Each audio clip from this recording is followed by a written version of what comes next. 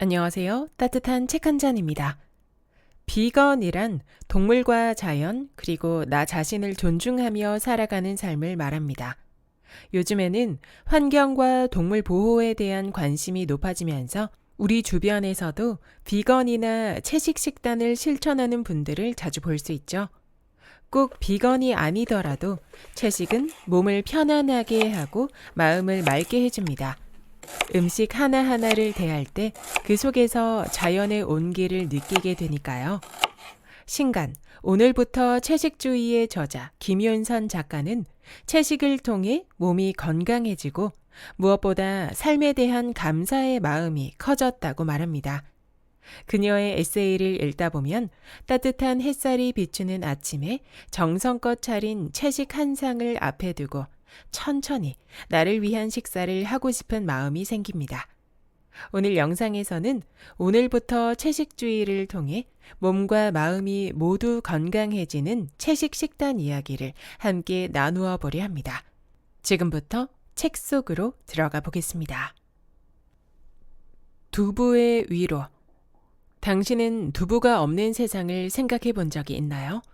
꿈에서도 생각해 본 적이 없는 나는 문득 두부에게 위로라는 별명을 붙여주고 싶다. 희고 연하고 말랑거리는 두부의 식감은 부드럽고도 순한 맛이다. 예로부터 우리나라에는 감옥살이 후 세상을 향해 첫발을 내딛는 이에게 검은 봉지에 싸온 흰 두부를 베어 먹이는 의식이 있다. 요즘 들어서는 사라지고 있는 풍속이라지만 죄를 다 씻고 나왔으니 흰 두부처럼 깨끗한 새 사람이 되라는 의미일 것 같아 충분히 공감된다. 한편으로 식물성 단백질의 보고인 두부는 내 비건 인생에서도 없어서는 안 될 귀인 같은 존재라 할 수 있다. 고마움을 잊은 채 살아가다가도 두부를 굽다가 문득 깨닫고는 한다. 양면을 골고루 노릇하게 구워 양념장을 끼얹어 먹는 두부구이는 어느 화려한 요리에 견주어도 뒤지지 않는다. 이렇듯 두부 요리는 공들이지 않고도 맛이나 영양면에서 실망을 주지 않는 믿음직스러운 구석이 충분하다.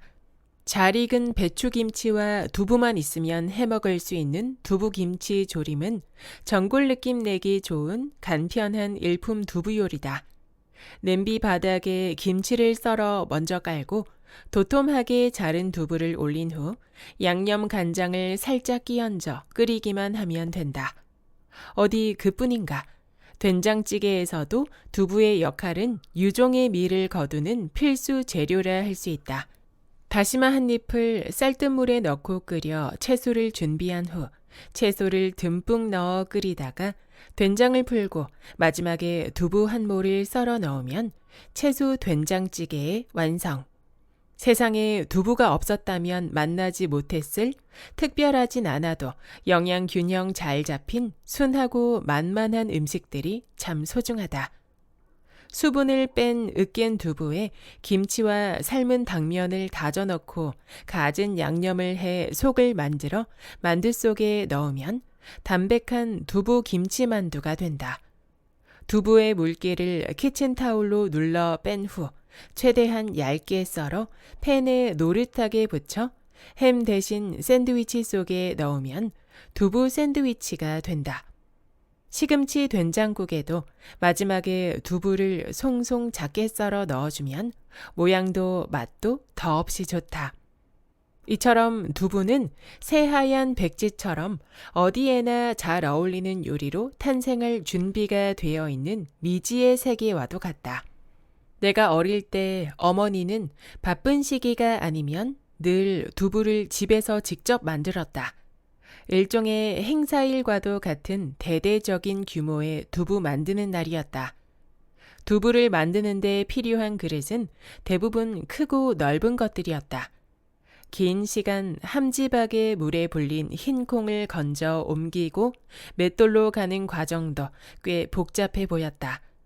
그것을 다시 큰 솥에 부어 끓이고 식히는 과정은 쉽지 않은 노동이었을 텐데 힘들어 하시는 불평과 푸념을 들은 기억이 없다. 그날의 절정은 새하얀 광목천 자루에 갓 끓인 뜨거운 두부물을 들이붓는 순간이었다.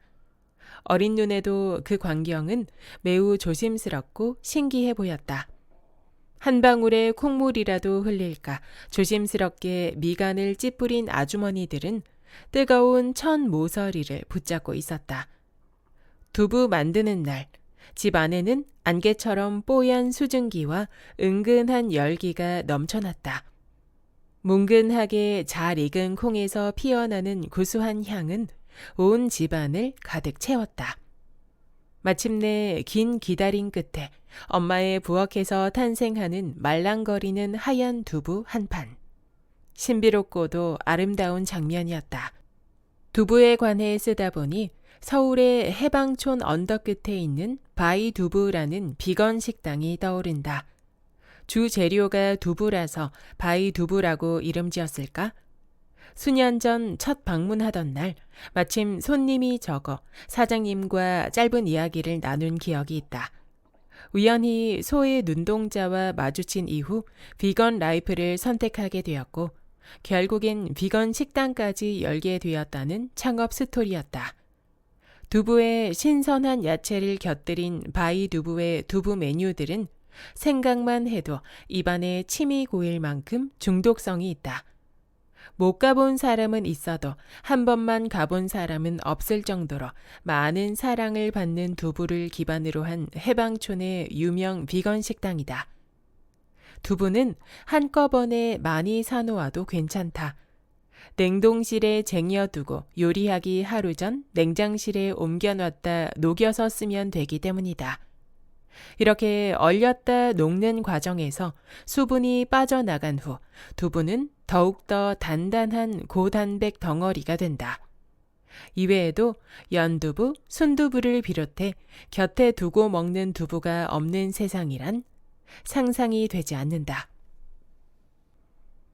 당근 하나로 김밥.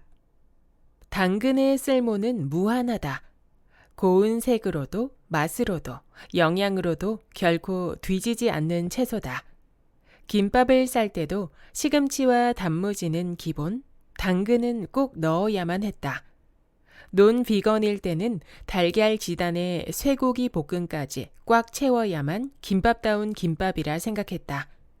비건이 된 이후로도 이 생각은 여전해서 고기 대신 다진 콩고기를 볶아 넣기도 했다. 그런데 최근 들어 매혹된 김밥이 생겼는데 김밥에 당근 하나만 넣어서 싸먹는 당근 하나로 김밥이 바로 그것이다. 재료는 지나치리 많지 단출한데 맛이 너무 좋아서 놀라웠다. 사실 당근 하나만 넣어 김밥을 싸먹게 된 계기는 귀차니즘 때문이었다. 삶에서든 계절에서든 불쑥불쑥 찾아오는 환절기.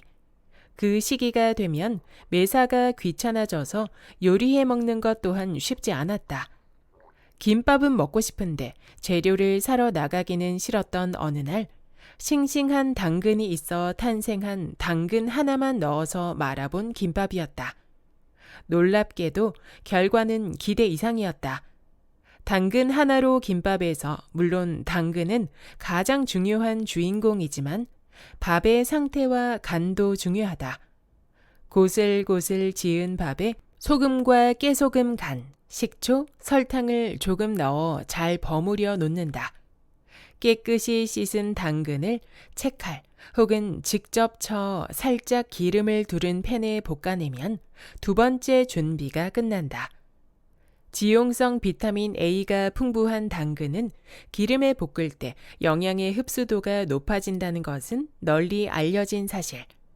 볶은 당근을 살짝 간한 밥 위에 듬뿍 얹어 잘 말아내면 된다. 너무 간단하지 않은가? 한 가지 더, 이 김밥을 맛있게 먹는 방법이 있다. 바로 고추냉이 간장인데 간장에 설탕과 사과 식초 그리고 초록색 고추냉이 소스를 새콤달콤 간간하도록 섞으면 된다. 이 소스에 하나로 김밥을 콕콕 찍어 먹다 보면 한 줄, 어느새 두 줄을 순식간에 먹게 된다. 간혹 고추냉이가 많이 풀어진 쪽간장에 순간 매워서 어쩔 줄 모르게 되지만 그조차도 입맛을 돋우는 역할을 해준다. 접시에 케일 잎 한 장을 깔고 하나로 김밥 한 줄을 얹었을 뿐인데 공들여 차려낸 밥상처럼 예쁘고 조화롭다. 김밥을 다 먹은 후에는 깔았던 케일잎 한 장을 남은 간장 소스에 찍어 먹으면 좋다. 쓰레기 한 점 남기지 않는 제로 웨이스트 식사인 셈이다. 김밥에 당근 하나만 넣으니 당근의 단맛이 오롯하게 더 잘 느껴지는 듯 했다. 여러 가지 재료들이 어울려 내는 맛도 좋았지만 이렇게 한 가지 재료가 가진 온전한 맛을 느끼며 먹는 김밥도 좋았다. 섞여서 내는 맛의 조화 못지않게 훌륭한 맛을 알려준 하나로 김밥이었다. 보약 채소탕. 요즘 들어 더욱더 단순함이 최고의 미덕과 가치라는 걸 느끼곤 한다. 이 느낌의 기준은 글쓰기나 옷 입기, 인테리어 등에서 적용되는데 요리에서 특히 더 그렇다. 최근 맛있게 끓여 먹은 봄동 된장국만 해도 봄 채소인 봄동 하나로 끓인 국이다. 마늘과 파도 넣지 않은 무와 오신채지만 국에서 단맛이 났다. 마땅한 식재료가 없는데 집에 감자가 있다면 주저없이 감자국을 끓이는 쪽이다. 적당한 크기로 자른 감자는 자를 때 생긴 모서리를 둥글게 다듬어 국을 끓일 냄비에 먼저 넣고 기름 조금과 물로 볶는다.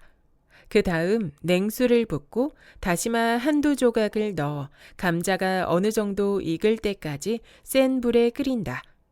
국간장과 연두 등의 조미료로 간을 하고 불을 끈 후 취향에 따라 들깨가루를 넣으면 영양 균형이 잘 맞는 감자국의 완성이다. 김장철에 흔한 배추와 무로 끓이는 배춧국과 묵국을 비롯해 시금치국, 콩나물국, 아욱국, 미역국 등등 고기는 물론 멸치 하나 없이 채소 한 가지만으로 끓여내는 국물의 맛은 충분히 훌륭하다. 흥미로운 건 다양한 채소들을 몰아넣고 끓여낸 국도 맛이 좋다는 거다. 겨울이 오면 나는 특히 여러 종류의 채소들을 큰 통에 담아 채소탕을 끓여 먹는다. 양파를 볶다가 다시마 채소물을 붓고 감자를 더해 익히고 브로콜리, 흰 대파, 표고 버섯을 넣고 끓이다 마지막에 토마토까지 넣는 식이다. 다이어트가 필요할 땐 따끈한 국물에 두부를 듬뿍 넣고 들깨가루를 끼얹어 먹어도 좋다. 겨울에 특히 잘 어울리지만 다른 계절에도 끓여두고 시원하게 먹어도 좋다. 감기 기운이 있을 때 따끈한 채소탕 한 그릇과 신선한 과일 그리고 휴식은 감기약을 대신하는 특급 처방이었다. 고백하자면 사실 내 채소탕의 근본은 요리하기 귀찮아서 집에 있는 채소들을 털어넣고 끓여 먹다 탄생한 거라 할 수 있다. 그런데 먹다 보니 체온을 높여주고 면역력을 길러줘 웬만해선 감기에 걸리지 않는 기초 체력을 길러주는 게 아닌가. 바야흐로 지금은 면역력이 중요한 시대다. 면역력이 떨어지면 전염병에 걸리기 쉽고 팬데믹의 위험성에 노출되기 쉽기 때문이다. 면역력 부자야말로 재테크 부자에 뒤지지 않을 진정한 부자라는 생각도 든다.